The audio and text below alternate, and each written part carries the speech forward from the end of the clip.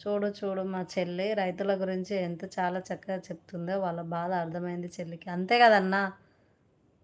So, thank you so much అన్న. Thank you.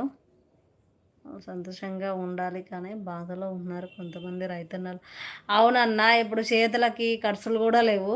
ఇప్పుడు పండుగ అంటే అల్లుళ్ళొస్తారు, బిడ్డలొస్తారు. ఖచ్చితంగా వాళ్ళకి కక్క ముక్క తేవాలి. వాటికన్నా ఆళ్ళకి చేతిలో లేవు. అన్నీ పెట్టుబడులకు పెట్టి చేతులు దులుపుకొని కూసున్నారు చాలామంది. అసలు ఎట్లా దేవుడా! ఎట్లా ఇట్లా జేసినావు అని జెప్పి చాలామంది గోరు గోరున ఏడుస్తా ఉన్నారు. పత్తి చేనులో హ్మ్.